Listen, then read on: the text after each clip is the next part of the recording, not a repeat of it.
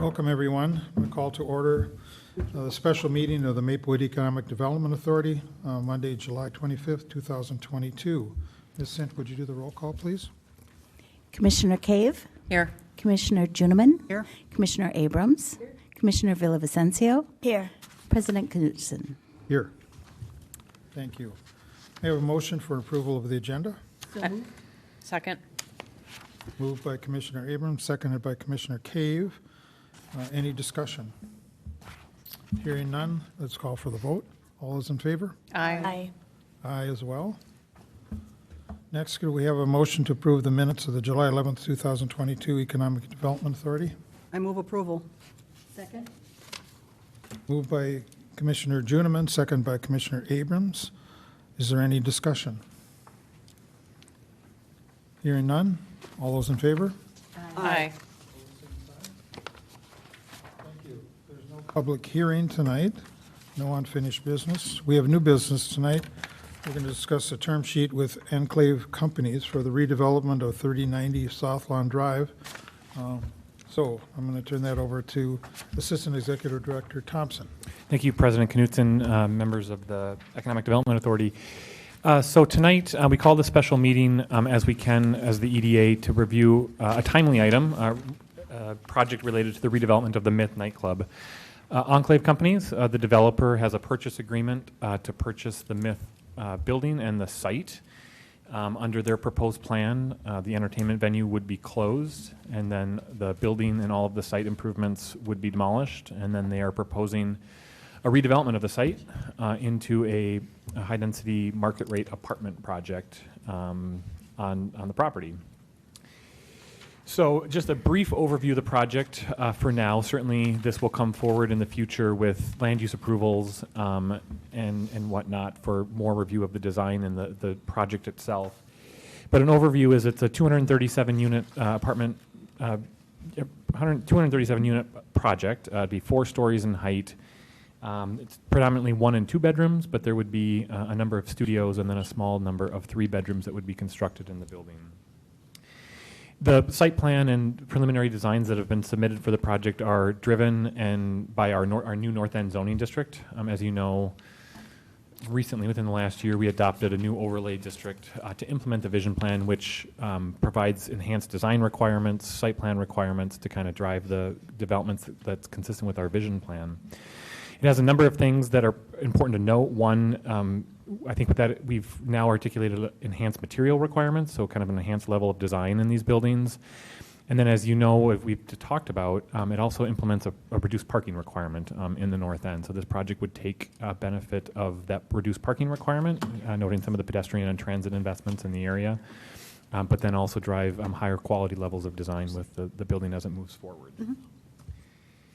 Tonight, that will all come later when we review the design application and land use entitlements. But tonight, we are bringing forth a term sheet with the developer. We don't do this with every tax increment deal, but this is a unique project and with some unique costs associated with it. So at the request of the developer and some of the timelines we have, we've worked on a non-binding but a preliminary term sheet which would articulate the deal points for a tax increment request that they have made to the city.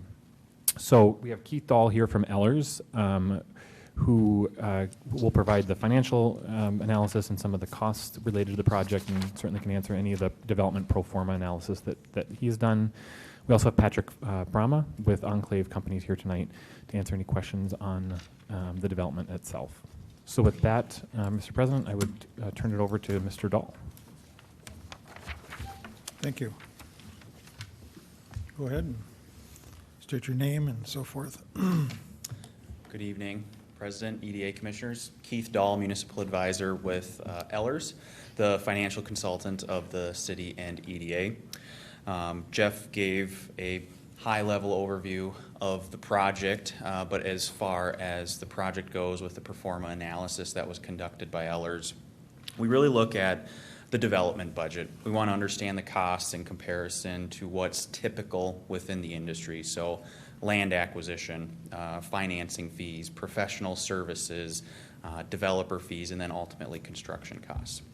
We also want to take a look at the development pro forma, the revenues and expenses, to also compare those against general industry standards to see what level of assistance they would need to get a decent return on investment to ultimately attract the capital that they would need to move the project forward.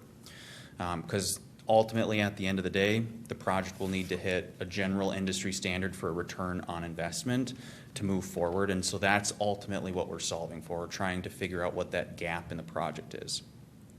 With this project, we did take it another step further, specifically looking at extraordinary costs. So costs over and above what a typical development would realize within Maplewood. So we have the higher architectural standards, we have the sustainability component, and we have the redevelopment costs associated with the site because it is a tear down with new market rate apartments proposed. So that is ultimately what we went through with the pro forma analysis. Based on that analysis, the developer was seeking 23 years of tax increment financing assistance, but through this process, we ultimately determined that 14 years of tax increment financing assistance was supported. And so that's ultimately what is in front of you tonight with the term sheet. More than happy to go over any specific questions related to the pro forma analysis, and I can turn it back over to the president. Thank you. Let's open it up to council questions. I have one. So in looking at the term sheet, I was looking carefully, and something that caught my eye was the look back. Explain that a little bit more, and then I've got a follow-up question. Yeah, so with the look back, everything that we reviewed is based on assumptions and projections. And we ultimately want to make sure that once the project is constructed, once they actually have the actual construction costs, we just want to see if it's what they actually projected, how comparable it is. If the construction costs come in lower, that's where we'd want to look at reducing the amount of public assistance that we have for the project. So instead of 14 years, the present value of the TIF note might go down to a 13 and a half or a 13-year TIF note ultimately. But we're ultimately sharing in those cost savings. So with every dollar, they are below what they had in their development budget. The city would share that 50-50 with the developer, reducing it on the TIF note. So in other words, we are a stakeholder, but only if there's a windfall. Right. There's no, if project goes over or something like that's the developer's problem. Correct. What if the project doesn't go complete? Is there any kind of a lien or anything that goes with these relationships? There would be no city or EDA lien with the assistance that we're proposing. The structure that we're looking at is pay-as-you-go financing, so there's no ultimate risk on the city and the EDA with that because they have to construct it in order to get this level of assistance. If they don't construct it, the city and the EDA are under no obligation to pay the public assistance. Thank you. Mr. President, if I could just supplement that, that's exactly right. We simply would not issue the tax increment note.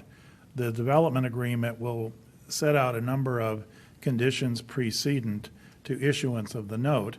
Completion of the project is going to be a critical one. If they don't complete the project, they're in default, and we don't issue the note. Excellent, thank you. I can't see the, Rebecca. okay. Commissioner Cave?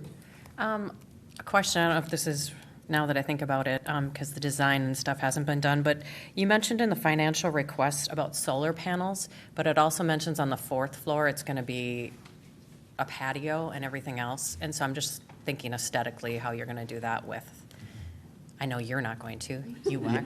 I can But turn it but over. I realize you have to go through the design phase anyway, so No. I could ask that then. So I guess I'll. Please state your name and your organization. And My name is Patrick Brama. I'm with Enclave Companies. Good evening, Chair, members of the EDA. Glad to be here with you this evening and talk about an exciting project. To answer the question about solar specifically, so the building will have 4 stories above ground. On top of the 4th floor will be solar. It's about a 65,000 square foot rooftop, so we'll do solar on that rooftop. The rooftop deck that we're talking about, the rooftop patio, technically would be on your solar would be on the roof of the 4th floor, so think of it almost like as the floor of the 5th floor. There is no 5th floor, but it's on the roof. Okay. Your patio will be on the actual floor of the 4th floor, so I don't know how to, there would be Yes. a floor separation Yep. between those. Okay, I thank you. didn't describe that well for anybody Yeah. not watching this, but it We made got sense it. to me. Yeah, thank you. Yeah. Commissioner Juniman, did you have a question for this gentleman or? No, for- I think it's for Iris. staff, I think.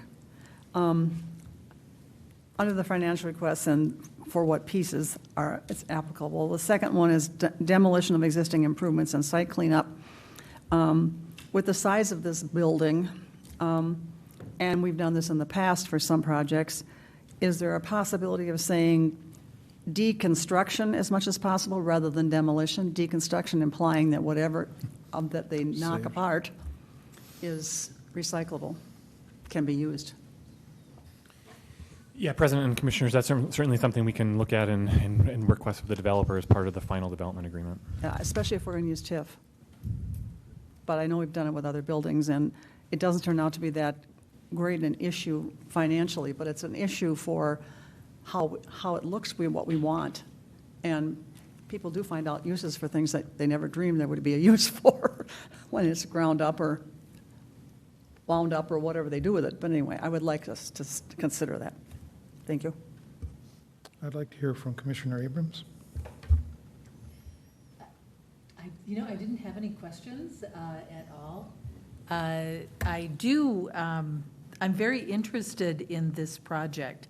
Normally, I think as commissioners, we think about TIF going along with affordable housing, different kinds of projects in this, and what we're talking about is market rate. But under these circumstances, with our North End study, this, I think, is just the stimulus that we need in the North End to get things moving. I think that this would be a wonderful first big project. I know we already have Becker Furniture going in where Toys R Us, but I'm talking about housing. And so I think that this is a great opportunity, and I want to thank Ellers for a very good report and for kind of condensing that so that it's much more understandable. But I think this will be very good for future development of the North End. So, Thank you. Councilmember Juniman. Oh, Commissioner Juniman. Thank you. It just dawned on me now. Maybe, well, I don't know, it might be for the gentleman out there, although Jeff can probably answer it. In our report, it says no more than 14 years for TIF, and there was a much higher request initially, for time, that is. And I'm wondering, sometimes do project people just aim for more years and know they're going to get fewer? Is that what we're talking about here? President and Commissioners, certainly in any public assistance application that we go through, it's a negotiation and requests and a response based on our analysis. That's why we engage Ellers and the expert on reviewing it on our behalf to ensure that the assistance package is reflective of what the project requires to minimize our assistance. Thank you. Now, at the Planning Commission last week and the design review, I didn't know it, but you can take the opportunity to get preliminary review of your site and architectural plans. And I'll just tell you from my observation and what the planning and design review are very positive about what this site plan is, the structure. Even Commissioner Desai only had one comment. I think he suggested adding some different coloration on the first floor, if I remember correctly. So they've done a very good job, very quickly presenting, I think, as I look at it, an anchor to the north end. And again, the use of TIF it's for our community. This is really good for the community from a housing point of view. It's that work-life kind of thing. We need people to work here and people to live here. And I think for the North End, this is a great opportunity. So we need to have a motion to approve the term sheet for Enclave Companies. I will move to approve the term sheet with Enclave Companies. Second. Move- Sorry. Moved by Commissioner Abrams, seconded by Commissioner Juniman. Any further discussion? Hearing none, all those in favor? Aye. Aye. Any opposed? Thank you. Congratulations. I think we're good. There are no other items of business tonight. I will adjourn the special meeting of the Maplewood Economic Development Authority. Good night.